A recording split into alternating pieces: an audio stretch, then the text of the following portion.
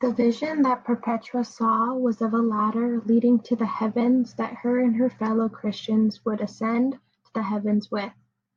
On the foot of the rails were animals, and they would not let them pass, but she with full faith said that she traveled with the Lord and was able to safely make it up.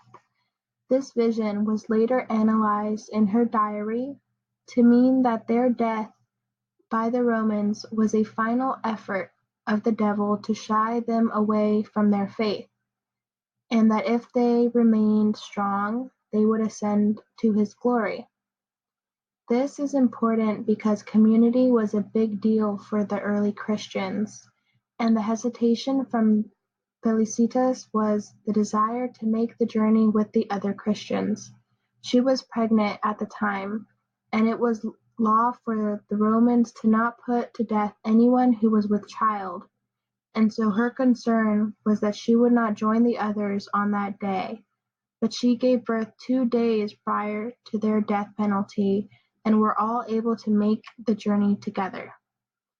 This was important because not all Christians were trialed and killed, just the ones that were so devout that they refused to make a sacrifice to the Roman ruler at the time that was considered a god, and so those that were monotheistic Christians to their sole god refused to sacrifice to the Roman ruler and were martyred together for it. Perpetua and Felicitas' role as women in Christian history can be broken down into several categories. The first big thing that holds Perpetua in high importance is the fact that her book is a narrative in the first person. The Passion of Saints Perpetua and Felicity and their companions is the oldest first-hand account of the day-to-day trials for a Christian woman. This is so important because that means it has also been integrated for a long time in practice in Christian theology, which makes these two saints some of the most influential and recognized women. Another way Perpetua's role in Christian history is remembered is because of her reputation. Many women have been discredited or their writings have been destroyed, but Perpetua's were able to survive. This is because she came from a noble and respectable family and was said to be beautiful. Her role in Christian history has been glorified and remembered more so than Felicitas because Perpetua was the perfect female martyr entity. Because of this, she is mostly seen conveyed as light-skinned and beautiful, as she is changed and glorified to meet Christian standards of a female saint. This can be seen in the picture shown, where Felicitas is always shown darker than Perpetua.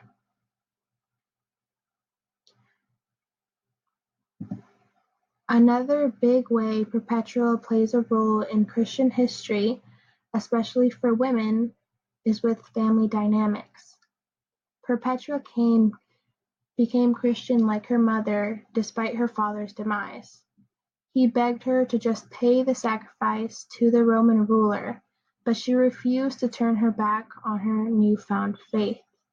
This upset her father, and so this dynamic of her religious journey showed how she challenged her patriarchal home figure in order to be true to Jesus, which became a teaching point for how Christian women should be faithful, ideally. Finally, Perpetua and Felicitas played the role of a strong and devout woman. Perpetua was first attacked by wild cows, but they did not harm her fatally. Then, a gladiator was sent in to finish the job, but he became reluctant and would not kill her. And then the story says that she took his sword and slit her own neck. This was her final show of defiance, and left her as the martyr with the powerful and devout female reputation that creates a preliminary expectation for women now. Now, in modern times, these two saints are a major factor in Christian history, and this shows through several schools in their name, in the celebrated feast on the 7th of March, celebrating both of them, as well as being recognized as they are the saints of mothers and expecting mothers as well as widows.